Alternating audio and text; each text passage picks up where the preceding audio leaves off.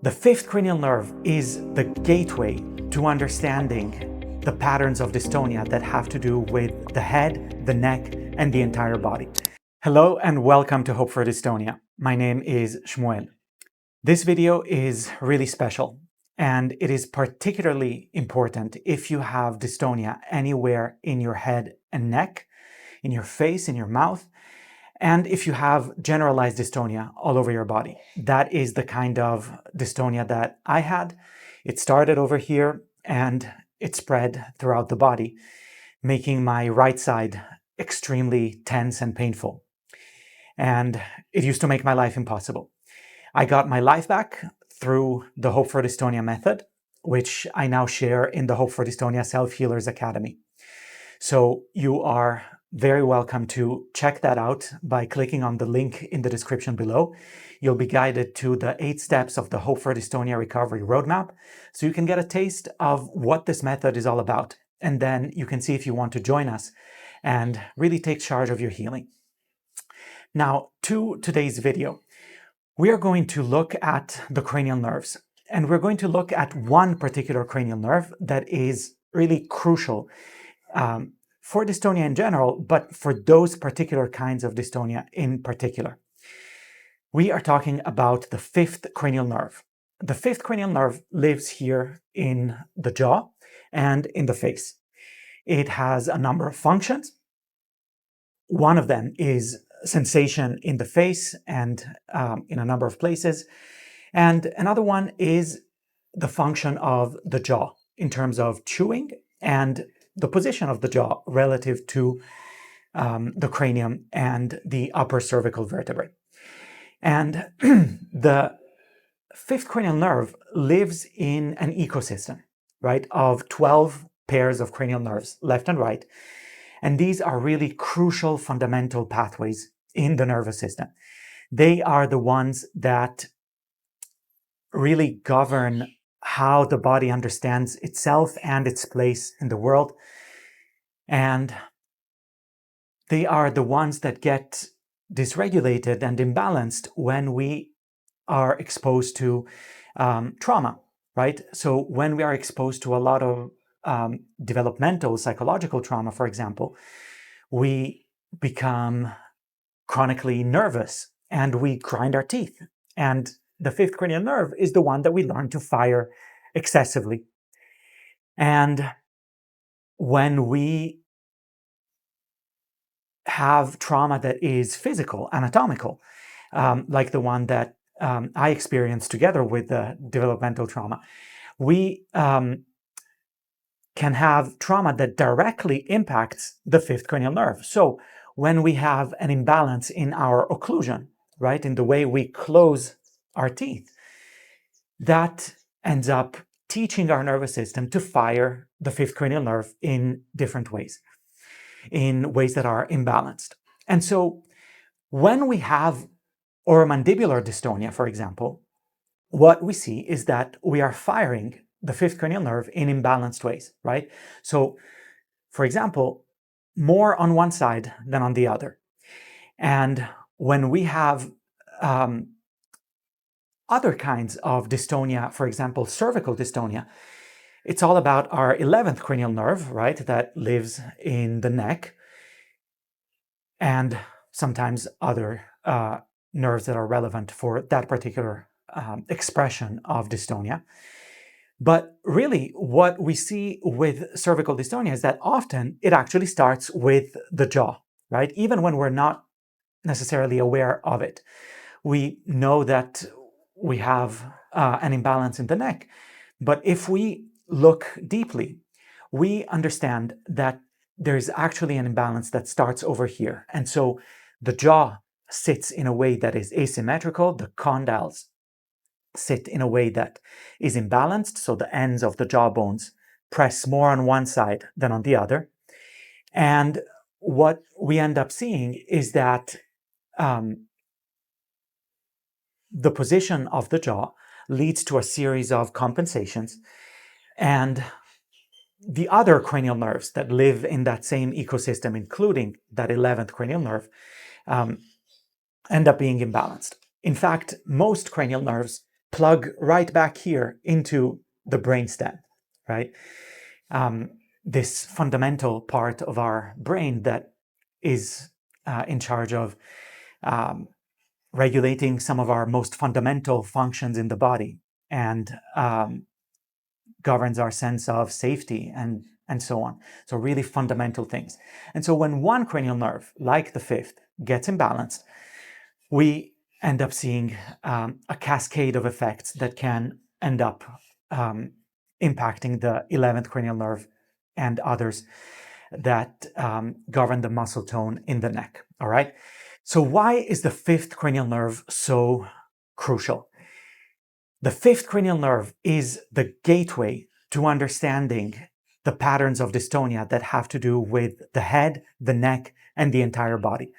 And so today we are going to really go through a precise scan that is going to allow you to understand how your brainstem is firing this fifth cranial nerve. Is there an imbalance towards one side or the other? How does my brain really want my jaw to sit relative to the cranium in 3 dimensions? So let's get right into it. So in the Self Healers Academy, we work with popsicle sticks and with paper towels, all right? So you're gonna need those. If you don't have a popsicle stick, and I don't have one with me today, you can use a chopstick, and it's going to be a pretty close approximation.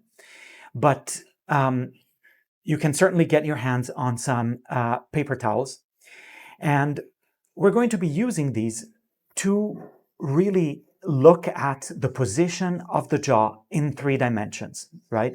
And we're going to see how the brain really understands the position of the jaw relative to the cranium and the upper cervical vertebrae and where it would like it to be, okay?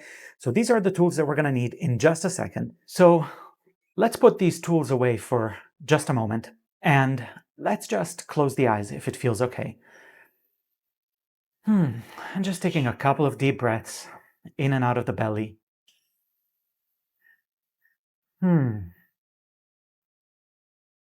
And feeling the weight of the body and how stable the ground underneath is. Just allowing ourselves to be held by the ground. And allowing ourselves to come into the heart and feeling the tenderness of our intention today, feeling the love that moves us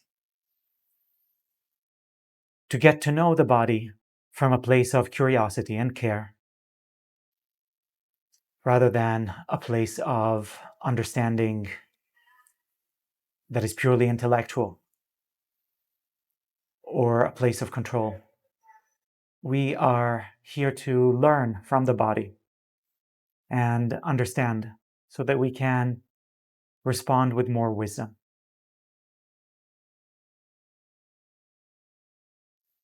And so feeling the stability of the ground underneath, the weight of the body, and feeling the tenderness, the warmth of our intention in the heart, we can open our eyes again and come back to our fifth cranial nerve.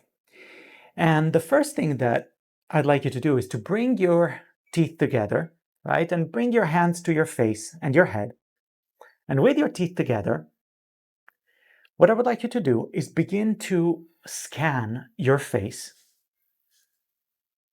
with your hands. And what I would like you to do is to begin to feel into the patterns around the jaw. Okay, so when your teeth are gently together, begin to feel the patterns in the muscles around your jaw. And the first thing that I would like you to ask is this pattern one that is symmetrical or asymmetrical, right? Do I feel that there is one side that is more prominent, that is more bulky, that is more tense, that seems to be working harder than the other? Or is there symmetry, right? And if you have oromandibular dystonia, generalized dystonia, cervical dystonia, and so on, chances are that you'll detect some asymmetry, right? Sometimes it'll be really obvious because you've been overusing one side for years. And so there's one side that, feels muscular and big.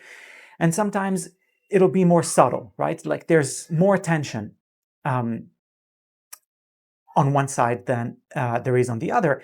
And it's, something that takes a little bit of work to perceive, but once you see it, you can't unsee it. So this is the first thing that I'd like you to see. The second is if there is an asymmetry here in the temporal area, right? So using your hands and feeling into the patterns of tension here. And again, doing this with care and with grounding. And the third thing that I'd like you to check is what happens back here in your suboccipital area, right? So these tiny muscles that sit right in that area where the cranium meets your upper cervical vertebrae. Okay, so see if there is a lot of tension here, or if things feel pretty soft. You can get your fingers through the muscles and see if things feel pretty symmetrical as well, or if there is an asymmetry there too. And write all of this down, and this is going to be your baseline. In the academy, we go a lot more in depth into the scan for the fifth cranial nerve, and there's a lot more information, but this is a taste of things, all right? So this is your baseline of the patterns of hypo and hypertonic pathways when it comes to the fifth cranial nerve, specifically when it comes to this branch that governs the position of the jaw and the chewing, all right? So what we would like to know now, right, is what can we do about this, right? And so this next step, where we're going to bring back our tools, is all about figuring out where your nervous system would like your jaw to be, where your nervous system would like your jaw to sit in 3 dimensions, okay? So there are 3 dimensions that we will look at. The first one is the pitch, right? So how much height do I have in the back versus the front with my teeth, right? How much height with the teeth in the back versus the front. The roll, so how much height is there on the right versus the left. And the yaw, which is this 3D or 2D, I should say, movement of the jaw. And this one is a little bit more tricky, so we're going to skip that for now. We're going to look at the first 2. And again, in the academy, we go a lot more in depth into all of this, but this is a good place to get started. So let's come back to our tools from earlier. And what we're going to do is grab 2 rectangles of paper towel. And what I would like you to do is fold these rectangles, each one of them, 5 times, okay? So 1, 2, 3, 4, 5. And you see that I end up with a little square, a little pad. We're going to do the same with the other. 1, 2, 3, 4, and 5. And now I have 2 occlusal pads, okay? If your paper towels are thin like mine, you may want to fold one more time so that you have a little more bulk. And you'll see that this bulk is really crucial. Okay, so we're going to start with testing the pitch. Okay, so the position of the jaw, front to back, right? How much height does my nervous system want front to back? So take one more moment to bring your teeth together and feel the patterns of tension around the temporomandibular joint and the jaw and back here, okay? See if things feel at all compressed back here. And you'll want to really have that front and center. And what I'm going to ask you to do, and I'm not going to do it because I need to talk to you, is to place these pads towards the back, okay? So you want them in between your molar teeth, okay? So these are there to tell your brain, do not bite on this, right? You want lots and lots of space here at the back. You want to really release and barely hold these pads in between your teeth. What you want to do, if you have a popsicle stick, and again, a chopstick will do if you don't, is to hold the popsicle stick or the chopstick in front, okay? And so you don't want to be biting down hard on the popsicle stick or chopstick. You want to really just invite a little bit of aliveness, a little bit of certainty, so that the muscles in the back can really let go, okay? So you are distributing your occlusal force away from the back and towards the front, okay? So this is crucial. For a lot of people that have really tight and really kind of entrenched dystonia, this might feel impossible to do, right? You might feel like, I can't let go of this tightness back here. It's so powerful that I really cannot find relaxation back here. If that's you, that's okay, right? This is your starting point. Starting to work with a little bit of height that allows you to decondition, even by 5%, that tightness, right? And this is something that you can practice so that you begin to let go. Now, I want you to do your best to let go back here and hold on to your popsicle stick in front, okay? And I want you to take a few deep breaths in and out of the belly. And I want you to begin to really inhabit this new position, right? I want you to really see what it's like when your jaw can change its pitch, right? So it comes a little further up in front and it really lets go in the back to the degree that is available. And I want you to come back to the tests that you did before, right? And I want you to see if the tension back here is at all different, even 5%, in which case you're doing great.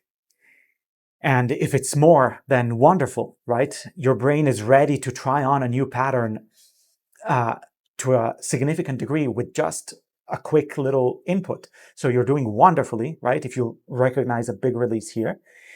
And come back to this suboccipital area back here. Do the muscles feel at all softer, more released? Does it feel like there is a little bit more space in that area where the cranium meets your upper cervical vertebrae, right? So keep on breathing. Keep on releasing back here and keep on bringing a little bit of aliveness towards the front.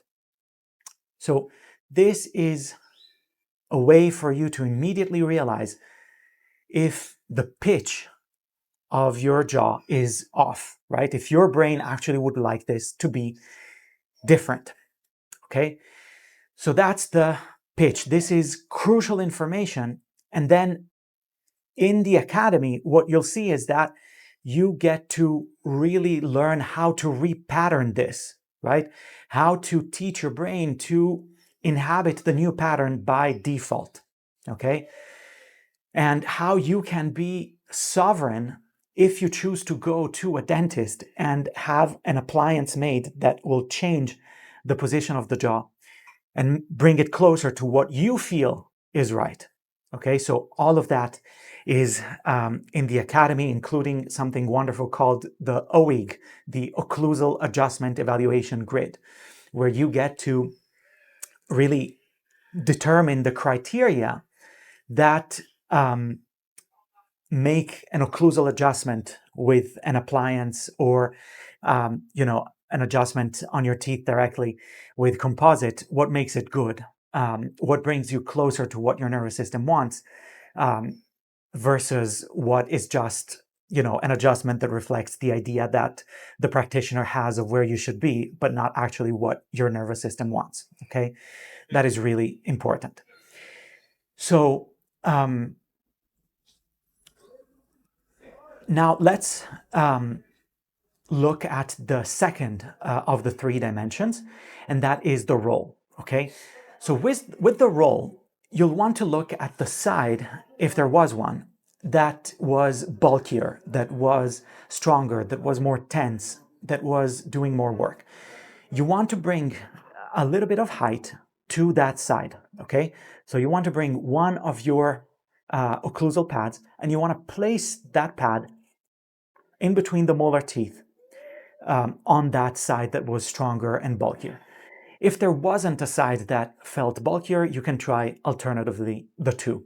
Okay, and what you want to do is grab your popsicle stick and you want to place that on the opposite side. Okay, and you want to have that usually closer to the front.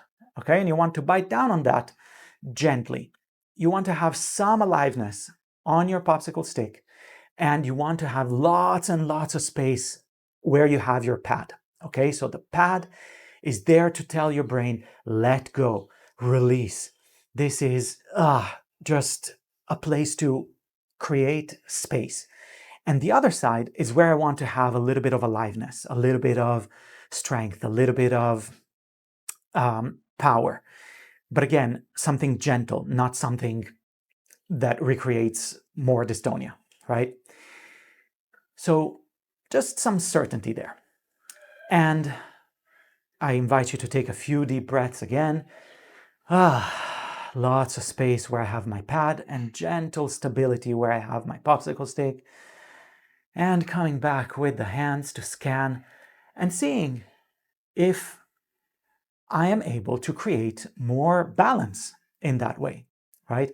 Am I able to create a little bit more symmetry as I receive these inputs through my jaw that tell my brain, you can change the role of the jaw, okay? So write down what you notice, because again, this is crucial information for how you'll want to repattern things, right? And for the sovereignty that you can bring to your dentist, if you work with one, in adjusting the appliance that brings your jaw closer to the position that your nervous system wants it to be in, okay? So again, in the Academy, there's a lot more detail, but this is information that is actionable for you right now, okay? So if this kind of empowerment feels right for you, if it feels like you want to be in charge of your own healing, if you don't want to guess, if you want to have the power and the sovereignty to say, you know what, this is what I need, dear practitioners, and this is how you can help me, then you belong in the Academy. The Academy is built for people like you that want to take their healing into their own hands and want to really transform their lives from a place of sovereignty, from a place of understanding and attunement to the body. So I hope this video was helpful for you. Let me know in the comments your thoughts.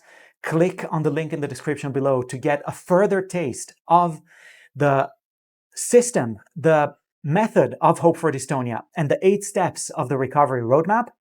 And from there, you'll be able to join the Academy. I hope to see you in there soon. In the meantime, much love and take care.